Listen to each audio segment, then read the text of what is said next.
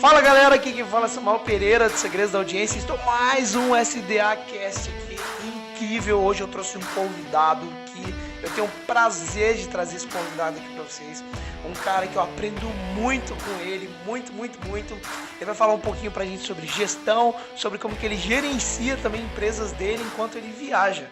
Tá chegando um pouco mais de 100 milhões de faturamento aí por ano. Criou sua empresa há pouco mais de 6 anos, né? 6 anos, tá chegando com 8 negócios, 9 negócios aí, né, que você gerencia. E vai ensinar um pouco pra gente como que você gerencia a sua empresa, cria a cultura do seu negócio, o processo, o produto, enfim. A gente vai ter um bate-papo bem legal aqui. Ao mesmo tempo, ele veio diretamente de São Paulo para me visitar aqui em Belo Horizonte para o nosso happy hour que a gente resolveu fazer em cima da hora aqui no SDA Office. E veio aqui, né, Rick? Veio... Ah, cara, falou que tem happy hour, tamo junto, né, cara? O cara tá fazendo um bate e volta, gente, pra estar aqui. A gente brinca lá no Black que ele é o onipresente, né? Tá cada hora num lugar. Um membro do Black aqui, a gente tem o grande privilégio de estar com a gente, sempre aprendendo muito e ao mesmo tempo foi palestrante no SDA 2019 e a galera pirou nessa palestra.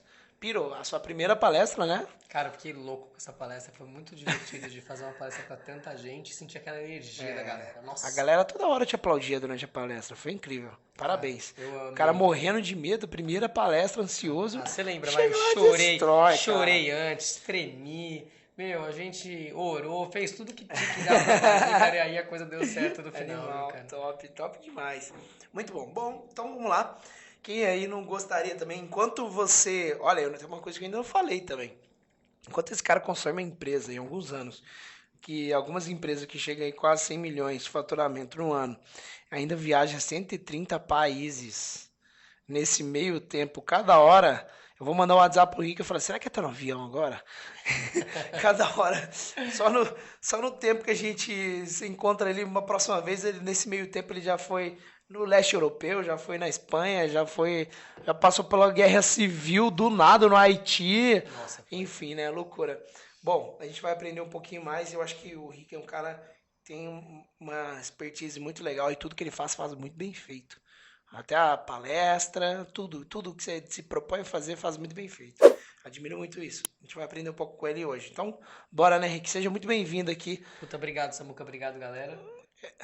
É uma honra ter você aqui de novo. É uma honra estar aqui com vocês também, cara. É um privilégio estar contigo aqui, estar com esse grupo tão bacana aí de gente que tá ao redor do Segredos da Audiência. Muito legal, cara. Ah, show de bola, man. Muito bom. Cara, só pra trazer um pouquinho do seu background, assim, você estudou nos Estados Unidos, na Kellogg? Então, cara, eu fiz faculdade, né, no Brasil. No Brasil? Né, fiz USP, né, fiz economia. Uhum. Depois eu trabalhei em empresas de consultoria estratégica. Tá. Fiquei na Na Bain Bain. e na McKinsey. E aí entre a McKinsey é Bain e a muito McKinsey, famosa como consultoria estratégica, né? é a consultoria mais, acho que a mais famosa, a maior consultoria estratégica do mundo, né? Uau, e você trabalhou lá fazendo consultorias. Gestão. Fazendo consultoria de gestão, consultoria realmente de grandes empresas, a gente tocava grandes projetos. E no meio tempo, entre a Bain e a McKinsey, eu fiquei 2 anos em Chicago, lá no MBA de Kellogg. Legal. E aí tem amigos, assim, muito bacanas aí da época de Kellogg, que a gente tem um networking muito grande, a gente se vê até hoje. Gente que toca grandes negócios aí, hoje no Brasil, startups e tudo mais, né? Você conhece muita gente influente também nesse meio, né? Cara, Muita fico gente. pensando, um dos padrinhos do meu casamento, que é o Rodrigo Baia, que é um querido que eu adoro, é um cara de venture capital que tem 4 unicórnios nas costas dele, cara. Nubank, tem Cargo X, o cara tem Jim Pass, Uau. tem iFood também. iFood, inclusive, um dos fundadores é o irmão dele. Né? Tem a Cris também, que é do Nubank, que era minha colega de turma lá de Kellogg. Então tem uma galera assim muito bacana assim, Legal. nas startups e tal, em coisas muito legais. E também na época da McKinsey, eu tô lembrando aqui do Cezinha, do Vini, que é o pessoal que toca o Jim Pass hoje, por exemplo. Tem o pessoal Tem gente de muitas startups com quem eu já cruzei na vida, seja no MBA, seja nessas consultorias e tudo mais. Então é muito legal ter tido contato com essas pessoas que, a gente sempre aprende muito com pessoas incríveis, né, cara? Legal, muito bom, muito bom.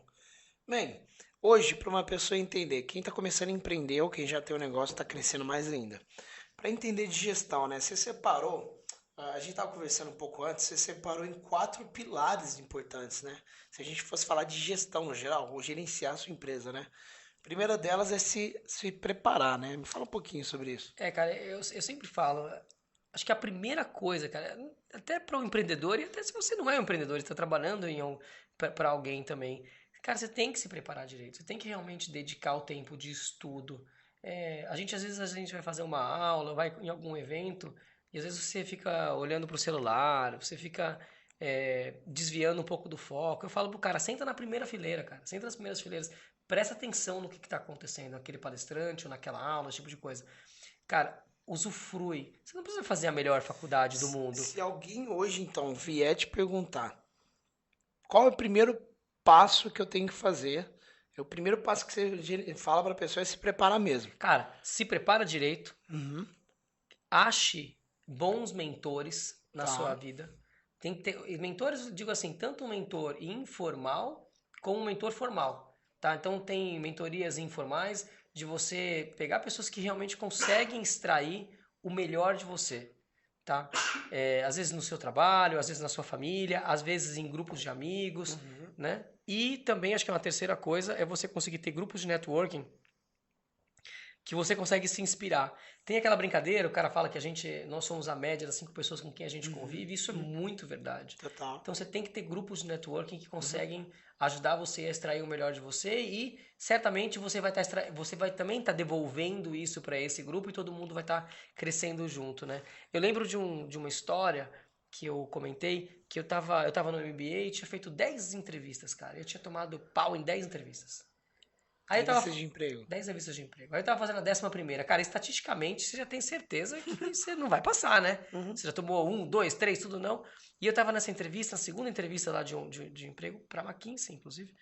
E aí o cara pega, né? No meio da entrevista ele para tudo e fala, Ricardo, você foi super bem na primeira entrevista. Você tá indo super bem na segunda entrevista agora também, mas, meu, cara, eu não quero trabalhar com você. Aí eu falei assim, mas pô, mas pera assim, né? Eu tomei um susto, o cara fala, não quer trabalhar com você. Eu falei, Não meu, quero trabalhar com você? o cara me fala isso, né? Aí eu falei, mas como assim não quer trabalhar comigo? Aí, meu, eu sei que você já foi de outra consultoria antes, eu já tinha sido. Você não precisa provar nada pra ninguém aqui. Eu queria saber qual é a coisa que você mais gostava de fazer quando você era criança. Aí eu olho pro cara e falo assim, eu adorava andar de bicicleta. Eu andava assim com os braços abertos na bicicleta. Aí ele olhou pra minha cara e falou, então eu quero conversar com esse Ricardo. Eu quero conversar com esse menino que anda de bicicleta com os braços abertos. E, cara, aquilo me deu uma liberdade. Aquele cara me deu uma liberdade naquele momento, deu poder, cara, relaxar, relaxa. Dá o seu melhor, mas não tenta provar nada pra ninguém. Faz aquilo que você realmente é capaz. E eu lembro que depois daquela entrevista, eu fiz 6 entrevistas, eu passei nas 6 entrevistas, nos 6 empregos depois, entrevistas de emprego, eu passei em todas elas. E no final das contas eu vou pra McKinsey e esse cara se torna, depois pra mim, um mentor informal, um cara que eu admiro aquele cara extraiu o melhor de mim. Eu tava num momento que ele podia simplesmente não ligar pra mim e falar, dane-se esse candidato. E não, cara, o cara foi lá, me pegou na mão e me mostrou que tipo de atitude, que tipo de comportamento que eu poderia ter. Então, esse é um mentor informal. E às vezes a gente tem mentores formais também. Às vezes nossos pais são nossos primeiros mentores. E claro, a gente vai mudando isso ao longo da vida. Então, você tem que identificar essas pessoas e realmente pedir ajuda, conversar com essas pessoas, pedir conselhos ao longo da vida, né? E eu tava falando de networking, poxa, o próprio networking, eu tenho muitos grupos de networking, tenho um grupo de networking do meu pessoal do MBA, que eu tava comentando agora, que eu fiz muita coisa, dos antigos trabalhos por onde eu já passei. Cara, tem um grupo de networking que é muito bacana, que é o Black, que você é um mentor, então você é um mentor aqui, tem um grupo muito forte, a gente tava conversando aqui antes, tava falando do WhatsApp, você viu quanta gente com quem eu converso desse grupo nosso, desse networking fantástico de gente, cara, que tem muito para me ensinar e que tem muito para aprender comigo também. Então essa troca E conecta é às vezes, né? muito Que nem legal, você tá cara. lá conectado com o Fuca, vai fazer um projeto junto, né? E eu acho que uma das coisas mais difíceis é achar as pessoas certas que a gente confia e que a gente tem uma indicação já, né? A gente tá no meio de, ó, vou falar, mora em Belo Horizonte, temos, sei lá, 4 milhões de habitantes aqui. Mas quem que é a pessoa melhor para sentar na mesa aqui e trabalhar comigo? Ou quem que é a pessoa melhor para eu me conectar e fazer negócio com ela? Essa curadoria que é o mais difícil, né? Muitas vezes de network, né? Cara, Mas, isso aí é exatamente. Isso é o mais difícil. E aí, quando você entra em grupos, ou quando você participa de grupos que você já estudou, que você já trabalhou, e você confia naquelas pessoas, isso é a melhor coisa. Porque acho que o melhor no final é aquilo que te dá a tranquilidade de você poder ser você mesmo e você crescer com isso, e crescer com aquelas pessoas. Então, cara, eu sou muito fã de mentoria, sou muito fã de você focar realmente no networking, nesse networking correto. Não é o networking que você vai ser amigo do cara só porque o cara tem sucesso, não é esse o ponto. Pega um atalho também, Mas o né? ponto é você conseguir se conectar com as pessoas que têm propósito, que têm valores parecidos com os seus. Porque você vai entregar muito resultado para esse cara e esse cara vai trazer muito resultado para você também. Legal. Esse é o primeiro pilar, então, se preparar, né? É isso aí. Beleza, me preparei. E você falou uma coisa legal que, por exemplo, você fala, eu quero ser mais bem-sucedido, né? A primeira coisa começa em você, né? Então, fazer aquela lista. O que eu preciso para ser mais bem-sucedido? Então, vamos lá. Eu preciso estudar mais, porque eu preciso conhecer mais. É isso aí. Diz o Tim Havek, quanto maior o seu pote, mais o universo tem para colocar ali, né? Então, se você aumenta seu conhecimento, sua cultura, o pote vai ficando maior, né? Perfeito, é isso Aí que nem mesmo. você vai pra uma cachoeira. O dinheiro tá ali, tá fluindo. Mas você vai com um copinho.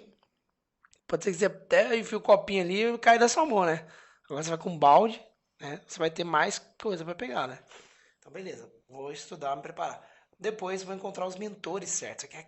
Às vezes aquele cara fala aquela coisinha ali, né? Aquela virada de chave que te dá um norte diferente, né? É isso mesmo. E network. Então, eu tô entrando numa área nova. Quem que precisa me relacionar? As pessoas certas. Show de bola. Começa por você.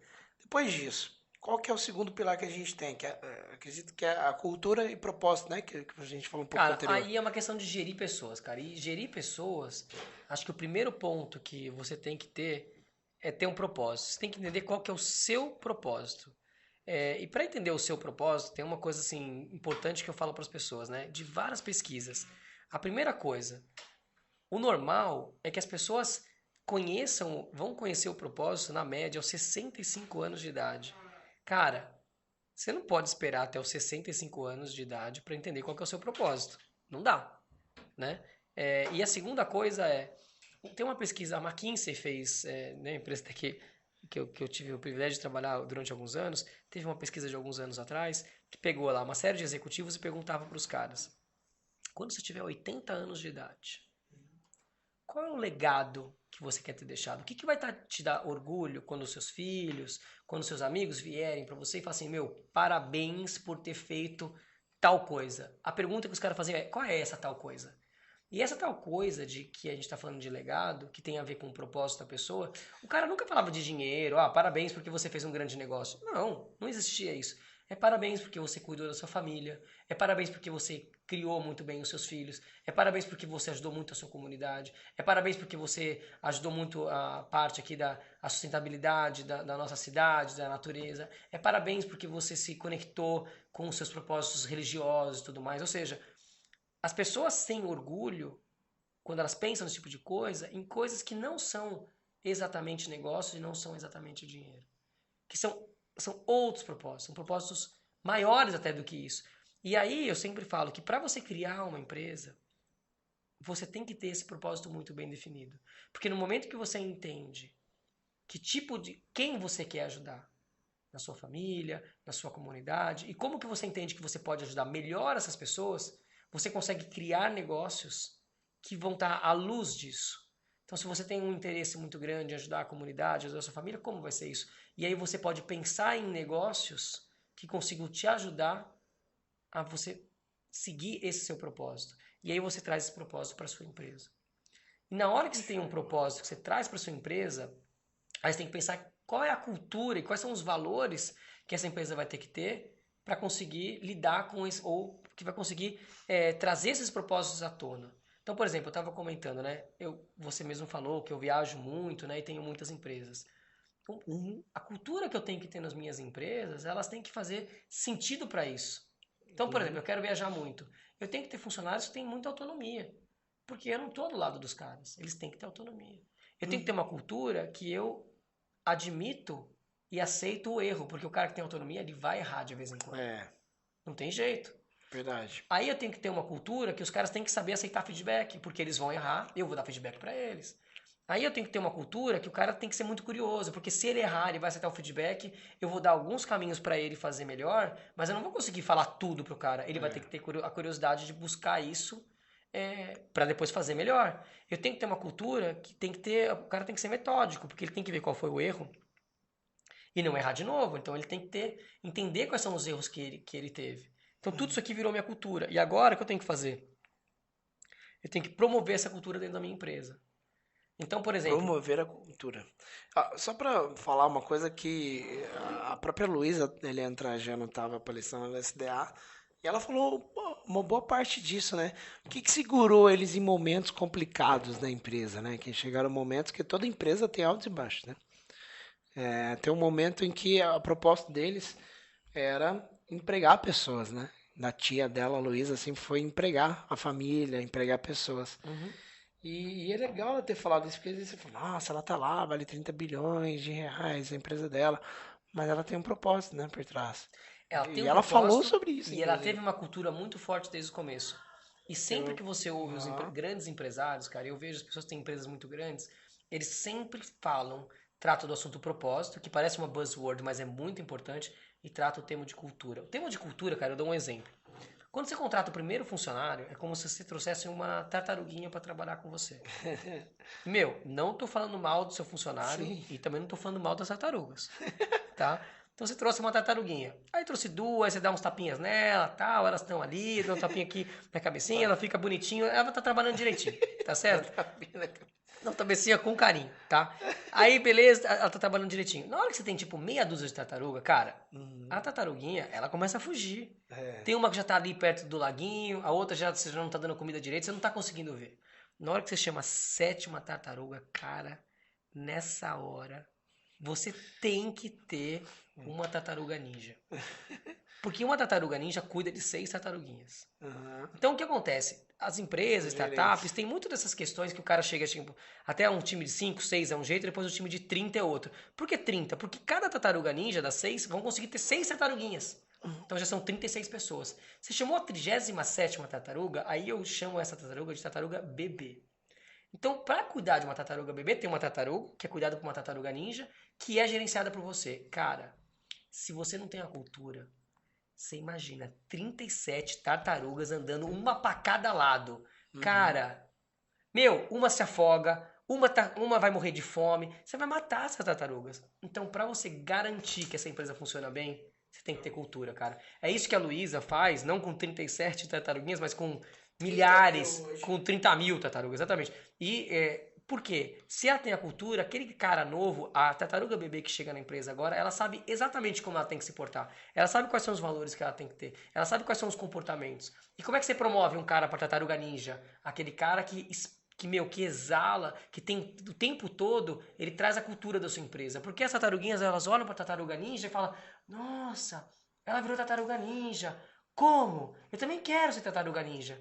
E aí, se aquele cara traz a cultura da sua empresa, aqueles caras falam: pô, meu, eu tenho que valorizar esses valores, eu tenho que trazer esse tipo de comportamento, eu tenho que ter esse tipo de comportamento, que é o comportamento da tartaruga ninja.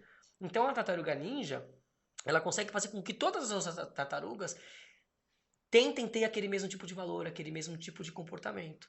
Então, como que você faz para empresa viver a cultura? Promoção, você tem que promover as tartarugas que têm a sua cultura. Quando você vai fazer uma admissão, você tem que admitir uma pessoa que tem os valores, que vai conseguir ser essa tartaruga e vai virar uma tartaruga ninja. Cara, a sua remuneração tem que ter a ver também. Você tem que dar um variável melhor para essas pessoas que têm a cultura da sua empresa e que estão trazendo o resultado que você busca. Então, todos os passos da empresa, você tem que estar trazendo. A cultura e aquele propósito que a gente tinha comentado desde o começo tem que ser valorizado. É assim que você faz com que todo mundo respire a mesma cultura e que você consiga fazer uma empresa de 5, 30, 100, 300, 500, 1000, 3.000, 5.000, 10.000 funcionários e essa empresa funciona, sem que você esteja necessariamente presente ali, porque esses caras fazem a mesma coisa que você faria. E aí o que acontece? Eu posso viajar, eu posso ficar fora, eu posso tocar outros negócios, eu posso tocar minha vida pessoal, não preciso ficar 100% do tempo focado numa empresa. Legal, legal. E isso é muito forte, né? Porque a cultura dessa empresa, às vezes a gente acha que cultura da empresa é ser legalzinho, fazer festa, aquela coisa, mas não é isso, é tudo, né? Desde o comportamento que você deve tomar, por exemplo, sei lá, O funcionário chega, sabe, né? Se ele deve se portar, se ele pode plantar bananeira no meio da empresa, se é uma empresa descolada, ou se não, se isso não é aceitado, né? Não é aceitável. E cada pessoa, acho que. O legal da cultura, da minha impressão, tá? Claro. É que ou a pessoa se sente bem ali e se identifica, pô, legal, vou ficar super feliz trabalhando aqui, ou a pessoa não se identifica. E ela mesma percebe que ela tá no lugar errado. Exatamente, cara. Por exemplo, ter cultura de hard work. Pô, todo mundo tem que errar lá.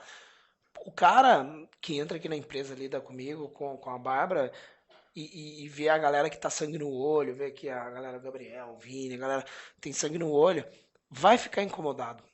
Cara, a gente tava aqui com, vai, um funcionário seu aqui, o cara tá até as 10h30 da noite com a gente, e ele não tava de cara amarrado, tudo mais. Ele tá Não, com prazer, não. ele sabe que ele tá te ajudando e tal. É. Eu tenho certeza que também que ele sabe que no dia que ele precisar, sair numa tarde, acontecer alguma coisa, fala assim, ô Samuel, pô, será que eu posso sair essa tarde, isso aqui? Você vai falar pro cara, claro que pode, porque provavelmente essa é a cultura que você Em traz pra ele. contrapartida, a gente tinha uma pessoa também, aqui, já passaram várias pessoas também na empresa, obviamente, mas recente, em que quando a gente pedia pra, putz, vamos fazer isso, vamos, é que a gente tem eventos, tem coisa pra Claro. acontecer. Ah, não rola agora. Ah, não rola agora. Ah, não rola. Cara, chegou na terceira vez, a pessoa tá, ela começa, parece que a pessoa mesmo começa a perceber que, putz, não tá rolando. A pessoa percebe, né? É isso Eu não aí, tô cara. dando o resultado Cara, que eles. se a gente pensar naquele exemplo das tartarugas, é como se todas as tartarugas estivessem ali brincando no playground e tivesse uma sozinha lá no cantinho. Aquela Fica tartaruga, muito nítido, ela né? fica nítida e ela até fala assim: ah, eu não quero acordar hoje, ah, eu não quero sair aqui da toquinha. Porque ela sabe que no final das contas, por ela ser diferente das outras, ela acaba não se enturmando. E aí tem uma coisa, cara, que eu tava numa palestra do Dominic Barton. O Dominic Barton foi o Managing Director da McKinsey, foi o cara principal da McKinsey. Esse cara encontrou, se eu não me engano, 3.000 CEOs. Ele tinha lá o objetivo de falar com CEOs todos os dias. E ele perguntava a mesma coisa para os 3.000 caras. Ele perguntava assim, se você pudesse falar com você mais jovem, quais são os conselhos que você daria para você mesmo? E aí todo mundo falava assim, ou essa foi a média, promova mais rápido, demita mais rápido e atente-se à cultura. Então, se o cara não funciona para você, cara, faz um favor para essa pessoa e para você, pelo amor de Deus, demite ele. É ruim pra pessoa também. É péssimo que o cara não tá se sentindo bem, cara. Às vezes demitir você tá fazendo um bem, né? Cara, Quem que contou um caso esses dias? Acho que foi lá no Black, que foi. Você que contou que o cara, alguém te demitiu e você. Como garçom? É é isso? isso mesmo. Eu fui demitido quando eu era jovem como Aham. garçom. E, cara, graças a Deus, essa pessoa fez um bem pra mim e um bem pra ela, porque eu não performava bem nessa função. Aham. Agora, eu posso não performar bem como garçom, mas posso performar bem como empresário. Uhum. Então, quantas pessoas que trabalham com a gente, às vezes, que não estão performando bem, o cara não se sente bem, Não ele tô não feliz. acorda de manhã e fala assim, ai, que legal, tô indo pra lá. O cara fala, nossa, que martírio, mais um dia. Aham. Se você chega no cara e traz pra ele, nitidamente, fala, ó, rapaz, Jogo ô, aberto, moça, né? jogo aberto. Cara, você tem isso aqui que você pode melhorar, essa é outra coisa, não funciona, você não está adequado com a cultura da nossa empresa, com nossos valores, com como que a gente funciona, não é legal. Mas olha, você tem isso que é muito bacana. Eu acho que você tinha que focar, inclusive, e eu acho que a gente tem que focar nas nossas fortalezas. Nessas fortalezas, você deveria procurar emprego nesse tipo de empresa, porque para esse tipo de coisa eu acho que você é um cara que ia performar muito bem.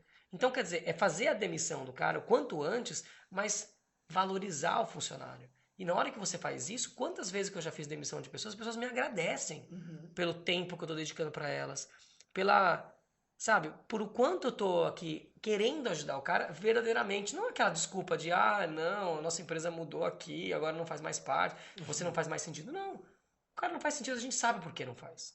E fazer esse tipo de coisa. E a mesma coisa é promover. Você tem que promover o mais rápido possível, cara. Se o cara é bom, se a tartaruga é ninja, você tem que falar pro cara, você é ninja, e você tem que pagar como o cara isso. Por quê? Você não quer que você aumente, eu até comento com as pessoas, eu falo, quantas vezes você chegou no seu funcionário e falou assim, querido, você merece um aumento. Tá aqui. Porque o que a maioria das pessoas faz é o seguinte, só dá um aumento pro funcionário quando ele pede.